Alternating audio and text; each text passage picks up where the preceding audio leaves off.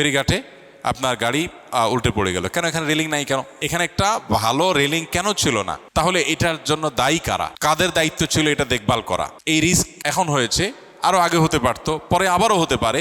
যখন হয়ে যায় তখন আমরা হাউতাশ করি, এরপর আবার যাতা থাকে। এবার ঈদকে ঘিরে সড়কপথ, রেলপথ, নদীপথে অত্যন্ত নির্মমভাবে দুর্ঘটনা ঘটেছে অনেক। গত বছর তুলনায় এটি অনেক বেশি। এই বিষয়গুলোকে কিভাবে দেখছেন? নিশ্চয় দুর্ঘটনা নাকি দায়িত্বশীলদের অবহেলা? দেখুন, ঈদ এবং বড় বন্ধে দুর্ঘটনা আমাদের দেশে নতুন না, কখনো হয়তো বেশি, কখনো হয়তো কম। এই ঘটনাগুলো আমাদের মৌলিক এবং বড় একটি সমস্যা সেটাকে ইঙ্গিত করে এবং চিহ্নিত করে। সেটা হলো আমাদের গুড গভর্নেন্সের অভাব, সুশাসনের অভাব।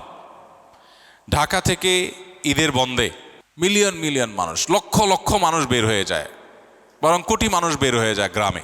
এই যে মানুষগুলো যায় গ্রামে, এত লাখ বরং কোটি মানুষ যে শহর থেকে গ্রামে যায়, এত মানুষের যাওয়ার জন্য পর্যাপ্ত গাড়ি এবং সেরকম প্রশস্ত রাস্তা, সেরকম ব্যবস্থাপনা আমাদের দেশে আছে না নাই?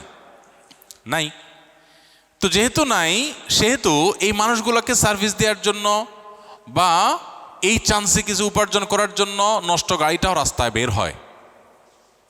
ড্রাইভার একা কত ট্রিপ দিবে, দিতে দিতে 2-4টা ট্রিপ হেল্পার দিয়েও দেওয়ায়, কারণ মানুষ আছে, যাত্রী আছে, গাড়ি নাই, হেল্পার নাই, ব্যবস্থাপনা নাই, তো ভাঙা বা নষ্ট গাড়িও রাস্তায় বের হয়ে আসে। এক্সপার্ট লোকের পাশাপাশি আনায় লোকও বের হয়ে আসে, ফলশ্রুতিতে দুর্ঘটনা ঘটে। আর অনেক কিছু আছে, সবগুলো মিলে দুর্ঘটনা ঘটে। এই যে দুর্ঘটনাগুলো ঘটে, এটা তো নতুন না, প্রতি বছরই হয়। আমরা গা সওয়া হয়ে গেছি, দেশটা স্বাধীন হয়েছে 50টা বছর হয়ে গেছে। এই শুধু একটা সেক্টরের কথা আমরা এখন বলছি, যদিও কোন সেক্টরটাতে আসলে আমরা দেখাবার মতো উন্নয়ন ঘটাতে পেরেছি যে হ্যাঁ আলহামদুলিল্লাহ এদেশে খাদ্যের কোনো সংকট নাই, নিরাপদ খাদ্যের কোনো সংকট নাই। পৃথিবীর অনেক দেশ আছে, অনেক দেশ আছে যারা হয়তো আমাদের পরে স্বাধীনতা অর্জন করেছে বা মাত্র 30-40 বছরের মধ্যে ডেভেলপমেন্ট করেছে, তার আগে তারা আসলে আমাদের চাইতে অনেক পিছিয়ে ছিল। এরকম বহু দেশ আছে যেখানে খাবার নিয়ে আপনার কোনো টেনশন নাই। আপনি দোকান থেকে কিছু কিনে খাবেন, আপনি কোনো রেস্টুরেন্ট থেকে কিছু কিনে খাবেন, আপনি কোনো বাজার থেকে কোনো সবজি কিনবেন, আপনি নিশ্চিন্তে খেতে পারেন যে এটা আপনার সরাসরি আপনার জন্য কোনো হার্মফুল হবে না, আপনার জন্য কোনো রিস্কি কিছু হবে না, এটা আপনি নিশ্চিন্তে খেতে পারেন। কিন্তু আমাদের দেশে কোন জিনিসটা আছে নিরাপদ খাদ্য আমরা নিশ্চিত করতে পারি নাই। এক ঢোক পানি পান করব, নিশ্চিন্তে এই পানিটা পান করতে পারি, এতে আমার শরীরের প্রয়োজনীয় মিনারেল যা যা দরকার আছে সব কিছু এটাতে আছে, এটাতে ক্ষতিকর কিছু নাই, এটুকু নিশ্চিত আমরা আজ পর্যন্ত করতে পারি না। নিরাপদ ঔষধ, যে আমি সারা দেশে যে কোনো জায়গা থেকে মেডিসিন নেব, মেডিসিনটা নকল হবে না, ডেট এক্সপায়ার্ড হবে না, এবং এটা 2 নম্বর হবে না, খারাপ কিছু হবে না, এটুকু নিশ্চিত, এই গ্যারান্টিটুকু আমরা আজও পর্যন্ত দিতে পারিনি মানুষকে। কোন জিনিসটাতে আমরা আসলে খুব ভালো কিছু করতে পেরেছি, এটা আমাদের দুর্ভাগ্য ছাড়া কিছুই নয়। আমরা আল্লাহ তাআলার কাছে যেমন ইস্তেগফার করা দরকার, সেই সাথে আমি মনে করি যে আমাদের এই সব সংকটের সমাধানে অনেকে অনেক ভালো ভালো আইডিয়া দিতে থাকেন, অনেকের কাছে অনেক ভালো আইডিয়া আছে, সবগুলো নির্ভর করে গুড গভর্নেন্স বা সুশাসনের উপরে। আপনি যদি একটা দুর্ঘটনার পেছনে দায়ী মানুষদেরকে চিহ্নিত করে অপরাধের কাঠগড়া দাঁড় করাতে পারেন এবং বিচার নিশ্চিত করেন, তাহলে সেক্ষেত্রে এটি দ্বিতীয়বার ঘটবে না, কমে যাবে। কিন্তু এই যে দুর্ঘটনাগুলো ঘটছে একের পর এক, এগুলোর জন্য কোনো মানুষকে দায়ী করা হচ্ছে। কেউ লাইসেন্স ছাড়া গাড়ি চালিয়েছে, সে দায়ী হবে, তার বিচার হবে, চরম শাস্তি হবে। মিডল ইস্টের কোনো কোনো দেশে আছে, লাইসেন্স ছাড়া গাড়ি চালিয়েছেন, দুর্ঘটনা হয়েছে, কেউ মারা গেছে, আপনার মৃত্যুদণ্ড হবে, কারণ আপনি মানুষ খুন করেছেন। আপনার অনুমোদন নাই রাস্তায় বের হওয়ার, আপনি বের হয়েছেন, এরপরে মানুষ মারা গেছে মানে আপনি খুন করেছেন, আপনার মৃত্যুদণ্ড বা চরম শাস্তি আপনার হবে। এই যে আপনার অপরাধ দমনের জন্য সেরকম আইনের শাসন প্রয়োগ, সুশাসন, নিয়ম শৃঙ্খলা প্রতিষ্ঠা, এই জিনিসটা যদি না হয় তাহলে এই পরিস্থিতিগুলো আসলে কখনো আমাদের দেশে কমবে না, ভালো হবে না। তো এই বছর তুলনামূলক অনেক বেশি হয়েছে, সন্দেহ নাই। এটা সংশ্লিষ্ট যারা আছেন তাদের দায়িত্বশীলতার জায়গাকে আরও অনেক বাড়িয়ে দেয়। কেন অনেক বেশি হলো, ত্রুটির জায়গাগুলো কোনটা সেটা চিহ্নিত করে সেগুলোকে রিকভার করার চেষ্টা করা দরকার। আল্লাহ রাব্বুল আলামিন আমাদের এই ছোট্ট ভূখণ্ডকে বাসযোগ্য করে দিন। আমরা বের হওয়ার সময় জীবন মৃত্যুর ভয় আতঙ্ক নিয়ে আমাদের বের হতে হয়।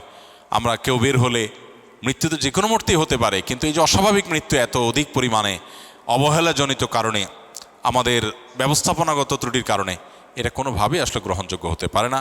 আল্লাহ রাব্বুল আলামিন আমাদের যে সমস্ত মানুষগুলোকে আমরা হারিয়েছি ঈদের বন্ধে বিভিন্ন দুর্ঘটনায়, আল্লাহ তাআলা তাদের সবাইকে শাহাদাতের মর্যাদা দান করুন। ইমানদারদেরকে আল্লাহ তাআলা মাগফিরাত নসিব করুন। আর শোক সন্তপ্ত পরিবারকে আল্লাহ শোক সইবার তৌফিক দান করুন। যার যায় সে জানে সে কি হারিয়েছে। অতএব এই মানুষগুলোর জন্য আমাদের যেমন দোয়া এবং তাদের জন্য এরকম সহমর্মিতা দরকার, ঠিক একইভাবে আমাদের উচিত সব কিছুর উপরে গুড গভর্নেন্সকে প্রায়োরিটি দেওয়া। একটা দেশ, আমাদের দেশকে যদি বর্তমান পরিস্থিতি যদি আমাকে জিজ্ঞাসা করা হয়, যে কাউকে জিজ্ঞাসা করা হয় যে দেশে যদি একটা কাজ সবচেয়ে প্রায়োরিটির সাথে করা দরকার মনে হয়, সেটা কোন কাজ হবে? তো আমার তো মনে হয় এই দেশকে গুড গভর্নেন্সের আওতায় আনা, সুশাসন প্রতিষ্ঠা করা, এটা হবে সবচেয়ে গুরুত্বপূর্ণ কাজ। এটা হলো একমাত্র কাজ যেটা আসলে অন্য সব কিছুকে ঠিকঠাক করবে। সব কিছু ঠিকঠাক হওয়া নির্ভর করে এই একটা জিনিসের উপরে, গুড গভর্নেন্স থাকবে। এই যে ফেরিঘাটে আপনার গাড়ি উল্টে পড়ে গেল, কেন? এখানে রেলিং নাই কেন? এখানে একটা ভালো রেলিং কেন ছিল না? তাহলে এটার জন্য দায়ী কারা? কাদের দায়িত্ব ছিল এটা দেখভাল করা? এই রিস্ক এখন হয়েছে, আরও আগে হতে পারত, পরে আবারও হতে পারে। যখন হয়ে যায় তখন আমরা হাউতাশ করি, এরপর আবার যা তা থাকে। তার সংশ্লিষ্ট ডিপার্টমেন্টের মানুষদের দায়িত্ব থাকে এই মানুষগুলো যারা নিরাপদে যারা বাড়িতে যেতে চায় তারা যেন নিরাপদে যেতে পারে, নির্বিঘ্নে যেতে পারে। সমস্যার জায়গাগুলো কোথায়, চ্যালেঞ্জগুলো কোথায় চিহ্নিত করে। অনেক কিছু হয়তো আমাদের সামর্থ্যে নাই, গরিব দেশ, কিন্তু বেশিরভাগ জিনিসই আছে যেটা আমরা চাইলেই সলভ করতে পারি। দুর্ভাগ্য আমাদের, এগুলোর জন্য কোনো মানুষকে দায়ী করা হয় না। পৃথিবীর কোনো দেশে এই কালচার আছে কিনা আমি জানি না, যে একের পর এক দুর্ঘটনা ঘটে আর মানুষ মারা যায়, আমরা হাউচাষ করি। এর জন্য কারো মৃত্যুদণ্ড হতে দেখি না, কারো শাস্তি পেতে, উল্লেখযোগ্য শাস্তি পেতে দেখি না। এতগুলো মানুষের জীবন চলে যাবে আর কেউ দায়ী হবে না, কেউ দায় নিবে না। কারোর ত্রুটি এখানে নাই, কারোর বিচার হবে না। আপনি মিডিল ইস্টে চলে যান, সৌদি আরবে চলে যান, আপনি দেখবেন যে কোনো মানুষের ত্রুটির কারণে আরেকজন মানুষ মারা গেছে, তাকে রক্তমূল্য দিতে হয়, না দিলে সে জেলে থাকে আজীবন, শেষ, কোনো রক্ষা নেই। বেশ কিছুদিন আগে সৌদি এম্বাসির ঊর্ধ্বতন কর্তৃপক্ষ, ডেপুটি অ্যাম্বাসেডর পর্যায়ের এক ব্যক্তি আমাদের সাথে যোগাযোগ করলেন যে সৌদিতে এক বাংলাদেশের সাথে এক সৌদি যুবকের কথা কাটাকাটির এক পর্যায়ে গাড়ি টান দিছে, বাংলাদেশি ছেলেটা গাড়ি নিচে পড়ে গেছে, মারা গেছে। এখন যথারীতি গ্রেপ্তার হয়েছে, পালাবার কোনো উপায় নাই। সৌদি নাগরিক, তাদের মধ্যে অনেক ত্রুটি আছে, তারা বাংলাদেশিদেরকে অন্যদেরকে অনেক মানুষ মনে করে না, এই টেন্ডেন্সি তাদের অনেকের মধ্যে আছে। এটা যেমন সত্য, আবার এটাও সত্য কেউ এ ধরনের অপরাধ করে পার পেয়ে যাবে এটা সম্ভব না। সে গ্রেপ্তার হয়েছে এবং তার মৃত্যুদণ্ড ঘোষণা হয়ে গেছে, শেষ, যে কোনো মুহূর্তে মৃত্যুদণ্ড হবে।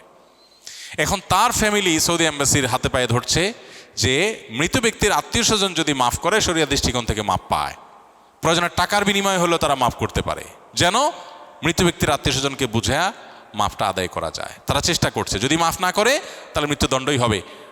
সৌদি বাদশাহও এই মৃত্যুদণ্ড ঠেকাতে পারবেন না। এ হলো আইন, এটাই হলো শরিয়ার বিধান।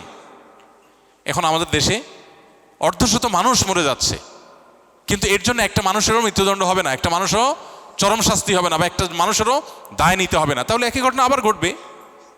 আজকে কেউ সাফার করেছে, কালকে আপনি, পরশু আমি, আমার আত্মীয় আপনার আত্মীয়, এই তো। এই জন্য এই দেশে সুশাসন প্রতিষ্ঠার চাইতে গুরুত্বপূর্ণ আর কোনো কাজ নাই। দুর্নীতি বন্ধ, অনিয়ম বন্ধ, আইনের শাসন, আইনের প্রয়োগ, চোখ না দেখে, ব্যক্তি চেহারা না দেখে উপযুক্ত লোককে উপযুক্ত জায়গা বসানো, দলীয় বিবেচনার ঊর্ধ্বে ওঠা, এক কথায় রাষ্ট্রের প্রয়োজনকে সব কিছুর উপরে অগ্রাধিকার দিতে পারা। এই কাজটা যদি করা না যায়, সুশাসন যদি প্রতিষ্ঠা করা না যায়, তাহলে এই দেশ কোনোদিন আগাবে না। 5 বছরে কোনো সরকার যদি শুধু একটা কাজ করতে পারে, সুশাসন প্রতিষ্ঠা, আইনের শাসন প্রতিষ্ঠা এবং যথাযোগ্য মানুষকে যথাযোগ্য জায়গায় বসানো, সকল দলীয়, গোষ্ঠীগত, গোত্রগত যে সমস্ত দুর্বলতা আছে, সীমাবদ্ধতা আছে, এগুলোর ঊর্ধ্বে যদি কেউ উঠতে পারে, তাহলে একটা দেশ, আমাদের দেশ এগিয়ে যাওয়ার জন্য আর কিছু লাগবে না। একটা জিনিসই যথেষ্ট ইনশাআল্লাহ। প্রাইভেট সেক্টরগুলো যথেষ্ট ভালো কিছু করতে পারে, শুধু গুড গভর্নেন্স প্রতিষ্ঠা হলেই, ব্যক্তিগত প্রচেষ্টায় বা ক্ষুদ্র ক্ষুদ্র প্রচেষ্টায় দেশ সোনার দেশে পরিণত হতে পারে। আল্লাহ আমাদের দেশকে সেই জায়গায় যাওয়ার তৌফিক দান করুন।